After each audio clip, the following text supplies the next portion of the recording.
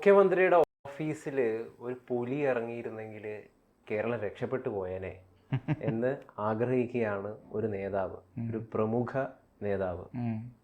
BJP-യിൽ നിന്ന് കോൺഗ്രസിലേക്ക് ചേക്കേറിയ ആ പ്രമുഖ നേതാവിൻ്റെ വാക്കുകളിൽ നിന്ന് നമ്മൾ എന്തൊക്കെയാണ് മനസ്സിലാക്കേണ്ടത്? ഒട്ടനവധി കാര്യങ്ങൾ അദ്ദേഹം പറഞ്ഞിട്ടുണ്ട്.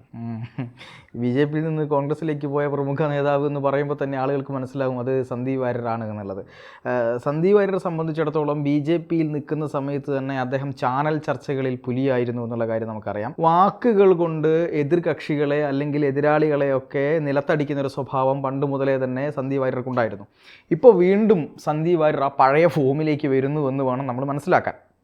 വളരെ കൃത്യമായി UDF-നകത്തേക്ക് കടന്നു വന്നപ്പോൾ തന്നെ സന്ദീപ് വാര്യർക്കെതിരായിക്കൊണ്ട് പല വിമർശനങ്ങളും പ്രയാസങ്ങളും പ്രശ്നങ്ങളും ഒക്കെ ഉണ്ടായിരുന്നു. പക്ഷേ സ്വാഭാവികമായിട്ടും ഒരു രാഷ്ട്രീയ പാർട്ടി വിട്ട് മറ്റൊരു രാഷ്ട്രീയ പാർട്ടിയിലേക്ക് പോവുക എന്നുള്ളതിനെ പറ്റി പല ആളുകളും പറയുമ്പോൾ തന്നെ അതിനുള്ള അവകാശവും മനുഷ്യനുണ്ട്. ഒരു രാഷ്ട്രീയ പ്രവർത്തകൻ എന്നുള്ള നിലയ്ക്ക് നമുക്കുണ്ട് എന്നുള്ളത് നമ്മൾ മനസ്സിലാക്കണം. BJP-യിലേക്ക് എത്ര കോൺഗ്രസ് നേതാക്കന്മാർ പോയിട്ടുണ്ട് എന്നുള്ള കാര്യമുണ്ടല്ലോ. CPM-ൻ്റെ പ്രമുഖ നേതാവായിരുന്നു CK പത്മനാഭൻ. അദ്ദേഹമാണ് ഈ BJP-യുടെ സംസ്ഥാന പ്രസിഡൻ്റായിട്ട് പിന്നീട് വന്നത് എന്നുകൂടി നമ്മൾ ആലോചിക്കണം. ചെഗുവേരയെ പറ്റി പുസ്തകം എഴുതുകയും ചെഗുവേരയെ മനസ്സിലാക്കാത്തത് ചെഗുവേരയെ വായിക്കാത്തവരാണ് എന്ന് BJP-യിൽ ഇരുന്നുകൊണ്ട് പറഞ്ഞ ആളാണ് CK പത്മനാഭൻ എന്ന് പറയുന്നത്. അപ്പോൾ അതുകൊണ്ട് ആളുകൾ പൊളിറ്റിക്സ് ഒക്കെ അങ്ങോട്ടും ഇങ്ങോട്ടൊക്കെ മാറും. കോൺഗ്രസിൽ നിന്ന് ഈ പറയുന്ന പോലെ കരുണാകരൻ്റെ മകളാണ് BJP-യിലേക്ക് എത്തിയത്. അപ്പോൾ അതൊക്കെ ഓരോ ആളുകളുടെയും പൊളിറ്റിക്സും അവരുടെ വിശ്വാസങ്ങളും അവർക്കുണ്ടാകുന്ന പ്രശ്നങ്ങളും അവരുടെ ധാർമ്മികമായ ചില കാലഘട്ടത്തിനോടൊപ്പം ചേരുന്ന ചില പ്രശ്നങ്ങളൊക്കെ വരുമ്പോഴാണ് പലരും രാഷ്ട്രീയം അങ്ങോട്ടും ഇങ്ങോട്ടൊക്കെ മാറുന്നത്. ചില ആളുകൾ തിരിച്ചറിഞ്ഞുകൊണ്ട് മാറാറുണ്ട്. സന്ദീപ് വാര്യരെ BJP-യിലെ ഗ്രൂപ്പ് പോര് കൊണ്ടുചെന്ന് കോൺഗ്രസിലേക്ക് എത്തിച്ചു കൊടുത്തു എന്ന് തന്നെയാണ് ഞാൻ അന്നും ഇന്നും എന്നും പറയുക. ആ സമയത്തും ഞാൻ അത് തന്നെയാണ് പറഞ്ഞുകൊണ്ടിരുന്നത്. BJP-യിലെ രാഷ്ട്രീയ കളികളൊക്കെ നമുക്ക് നന്നായിട്ട് അറിയാം. പക്ഷേ ഇപ്പോൾ സന്ദീപ് തീർച്ചയായിട്ടും ഒരു കോൺഗ്രസ് നേതാവായി മാറിയിരിക്കുന്നു, ഒരു UDF-ൻ്റെ നേതാവായി മാറിയിരിക്കുന്നു. ഏറ്റവും വലിയ ഭാഗ്യം എന്താണെന്നറിയോ? സന്ദീപ് വാര്യരെ പോലെ ഒരാൾക്ക് കിട്ടിയ ഭാഗ്യം അദ്ദേഹത്തെ ലീഗ് പ്രവർത്തകർ പൂർണ്ണമായി വരവേറ്റു എന്നുള്ളതാണ്. ലീഗിൻ്റെ എല്ലാ പരിപാടികളിലും സന്ദീപ് വാര്യർക്ക് സ്ഥാനമുണ്ട്. യൂത്ത് ലീഗ് സംഘടിപ്പിക്കുന്ന പരിപാടികളായാലും മലപ്പുറത്തെ പരിപാടികളായാലും മലബാർ ജില്ലയിൽ ഇപ്പം ഗൗതമിൻ്റെ നാട് കണ്ണൂരാണ്. കണ്ണൂരിൽ തന്നെ എത്രയോ അധികം പരിപാടികൾക്ക് നേതൃത്വം നൽകുന്നുണ്ട്. അത് മാത്രമല്ല വിദേശത്തും അത് KMCC-യുടെ പരിപാടികളിൽ മിക്കവാറും അതിഥികളായി പങ്കെടുക്കുന്നത്, മിക്ക രാജ്യങ്ങളിലും പങ്കെടുക്കുന്നത് ആരാണ്? സന്ദീപ് വാര്യരാണ്. സന്ദീപ് വാര്യർ വിദേശ രാജ്യങ്ങളിലേക്കൊക്കെ പോകുന്ന സമയത്ത് അവിടുത്തെ അറേബ്യൻ വംശജരുടെ തലപ്പാവ് ധരിച്ചു എന്ന് പറഞ്ഞ് വലിയ പ്രചാരണങ്ങളൊക്കെ ഉണ്ടായിരുന്നു. അന്ന് അദ്ദേഹം ചില ആളുകൾക്ക് ചില മാധ്യമങ്ങളിലൂടെയൊക്കെ മറുപടി കൊടുത്തത് എൻ്റെ ശ്രദ്ധയിൽപ്പെട്ടിട്ടുണ്ടായിരുന്നു. അദ്ദേഹം പറഞ്ഞത് അതെ, സംസ്കാരമാണ്, രീതിയാണ് എന്ന് അദ്ദേഹം പറഞ്ഞിട്ടുണ്ടായിരുന്നു. മാത്രമല്ല ഈ തലപ്പാവ് നമ്മളൊരു സ്ഥലത്ത് പോകുമ്പോൾ അവരുടെ ഒരു ആദരവിൻ്റെ സൂചകമായി നമ്മൾ ധരിക്കുന്ന ഒരു കാര്യമാണ്. ഇവിടെ വരുന്ന സായിപ്പന്മാരൊക്കെ മുണ്ടൊക്കെ ധരിക്കുമല്ലോ. അതുമാത്രമല്ല ഹിന്ദു മതവിശ്വാസിയായിട്ടുള്ള ഒരു ഷെയ്ഖ് പദവിയിലെത്തുന്ന ഒരു ഹിന്ദു മത വിശ്വാസി ഈ പറയുന്നത് പോലെ ഗൾഫ് നാട്ടിലുണ്ടായിരുന്നു എന്ന് പറഞ്ഞാൽ നമ്മൾ വിശ്വസിക്കുമോ എന്നുള്ളൊരു ചോദ്യമാണ്. പക്ഷേ ഏറെക്കുറെ ആളുകൾക്കും അദ്ദേഹത്തെ പറ്റി അറിയാം. ഏക ഷെയ്ഖായിരുന്നു, ഹിന്ദു മത വിശ്വാസിയായിട്ടുള്ള ഏക ഷെയ്ഖ് കനക്സി ഗിംജി എന്ന പേരിൽ നമ്മുടെ ഹിന്ദു വിഭാഗത്തിൽ വിശ്വസിച്ചിരുന്ന ഒരു ഷെയ്ഖ് അവിടെ ഉണ്ടായിരുന്നു. അദ്ദേഹം മരണപ്പെട്ടു. ഗിംജി ഗ്രൂപ്പിൻ്റെ ഒരു സ്ഥാപകൻ കൂടിയാണ് അദ്ദേഹം. ഒരുപാട് ആളുകൾക്ക് ഒരുപാട് നല്ല കാര്യങ്ങളൊക്കെ ചെയ്ത വ്യക്തിയാണ്. അദ്ദേഹം ധരിച്ചിരുന്നത് ഈ തലപ്പാവാണ്, ഈ പറയുന്ന ശിരോവസ്ത്രമായിരുന്നു. അപ്പോൾ ഇത്തരത്തിലൊക്കെ സന്ദീപ് വാര്യരുമായി ബന്ധപ്പെട്ട നിരവധി ആരോപണങ്ങളൊക്കെ വന്നിരുന്നു. എന്ത് തന്നെയായാലും ഇതിനിടയിലാണ് ഇപ്പോൾ ഇദ്ദേഹം ഒരു പ്രസംഗത്തിലാണ് ഇത്തരത്തിലൊരു കാര്യം പറഞ്ഞത്. മുഖ്യമന്ത്രിയുടെ ക്ലിഫ് ഹൗസിൽ പുലി ഇറങ്ങിയിരുന്നെങ്കിൽ കേരളത്തിലെ ജനങ്ങൾ രക്ഷപ്പെട്ടേനെ. ജോർജ് കുര്യനോട് ചോദിക്കുന്നത് തറവാട് സ്വത്തല്ല, ബഡ്ജറ്റുമായി ബന്ധപ്പെട്ടിട്ടുള്ള വിഷയത്തിൽ അതായിരുന്നു പ്രതികരണം. ഇന്ന് കാണുന്ന ഈ കേരളം രൂപീകരിച്ചതിൽ BJP-ക്ക് യാതൊരു തരത്തിലുമുള്ള പങ്കുമില്ല എന്നും സന്ദീപ് വാര്യർ പറഞ്ഞു വയ്ക്കുന്നുണ്ട്. ഈ BJP-ക്കാർക്കും കോൺഗ്രസ്സുകാർക്കുമൊക്കെ ഇപ്പം ഒരുപക്ഷെ APM-കാർക്കും ഇഷ്ടപ്പെട്ട ഒരു വാക്ക് എന്തായിരിക്കും എന്ന് വെച്ചാൽ ക്ലിഫ് ഹൗസിൽ പുലി ഇറങ്ങിയിരുന്നെങ്കിൽ നന്നായേനെ എന്ന സന്ദീപിൻ്റെ വാക്കായിരിക്കുമെന്ന് ഞാൻ വിശ്വസിക്കുന്നു. കാരണം അത്രമേൽ നാറിയ ഭരണമാണ് കേരളത്തിലേത് എന്നുള്ള കാര്യത്തിൽ യാതൊരു സംശയവുമില്ല. ഗൗതമിന് സംശയമുണ്ടോ?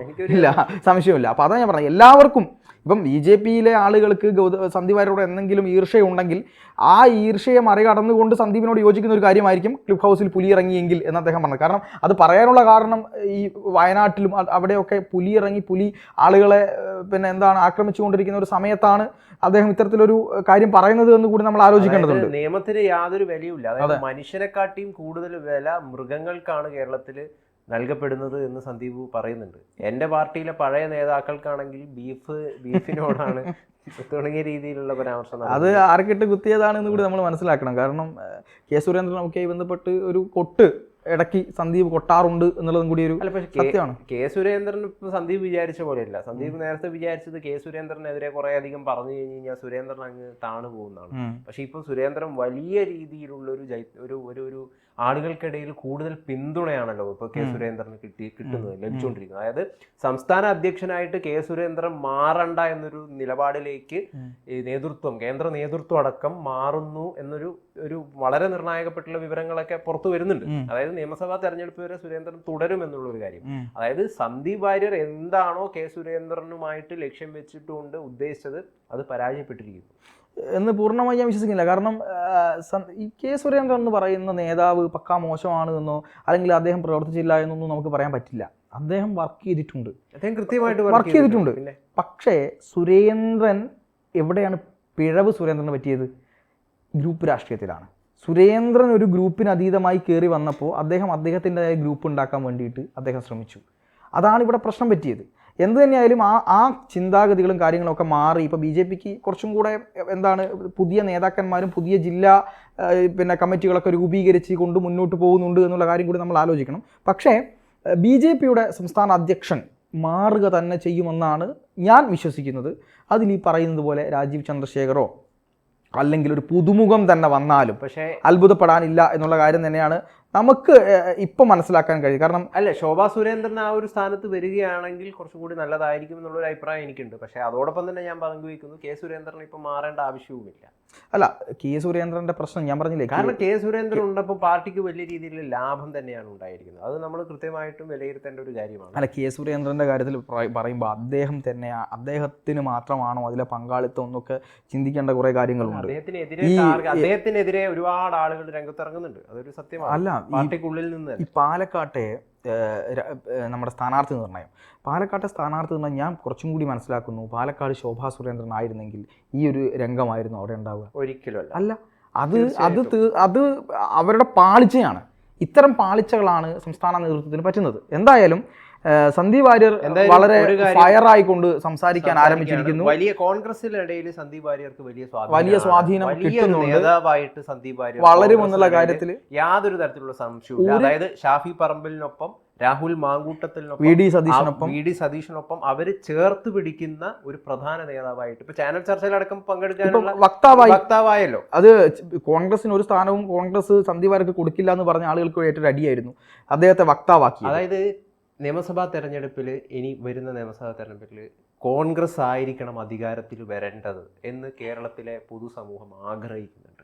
വലിയൊരു ശതമാനം ആളുകൾ ആഗ്രഹിക്കുന്നുണ്ട് കോൺഗ്രസിനെ ആയിരിക്കണം അധികാരത്തിൽ കൊണ്ടുവരേണ്ടത്. അവിടെ ഒരു കാര്യം കൂടെ ഉണ്ട്. ഈ ഒരു കാര്യം പറയുമ്പോഴാണ് സന്ദീപ് വാര്യരെ KPCC-യുടെ പുനഃസംഘടനാ സമയത്ത് KPCC-യുടെ ജനറൽ സെക്രട്ടറി ആകാൻ വേണ്ടി പോകുന്നു എന്നുള്ള തീരുമാനം, അതായത് അത് നമുക്ക് ആദ്യം തന്നെ പറഞ്ഞു വന്നിരുന്നതാണ്. അനൗദ്യോഗികമായി പുറത്തു വന്ന വിവരമാണ്. അത് അവർ തീരുമാനിക്കേണ്ട കാര്യമാണ്. അതെന്തായാലും കൊടുക്കും. അതിനൊപ്പം ഇപ്പോൾ പുറത്തു വരുന്ന വിവരം എന്താണ്?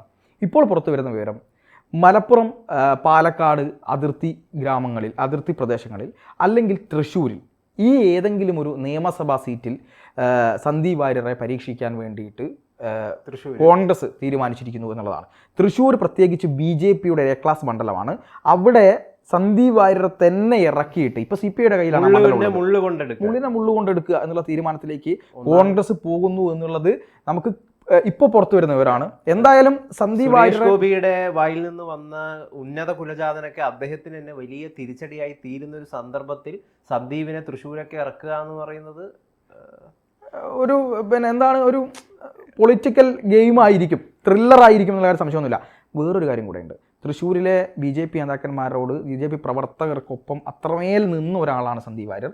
BJP-യുടെ നേതാവായിട്ടുള്ള ഇപ്പോൾ കേന്ദ്രമന്ത്രിയുള്ള സുരേഷ് ഗോപിയോടൊപ്പവും ചേർന്ന് നിന്ന നേതാവാണ് സന്ദീപ് വാര്യർ. അപ്പോൾ അതൊക്കെ കോൺഗ്രസിന് അനുകൂലമായി മാറും. അവിടെ ക്രിസ്ത്യൻ വോട്ടുകൾ കൂടി ഏകീകരിച്ചാൽ സന്ദീപ് വാര്യർ MLA ആകും, മന്ത്രിയാകും എന്നുള്ള കാര്യത്തിൽ യാതൊരു സംശയവും. പിണറായി ഇറങ്ങി കോൺഗ്രസ് വരണമെന്നാണ് പൊതുസമൂഹം ആഗ്രഹിക്കുന്നത്. തീർച്ചയായിട്ടും.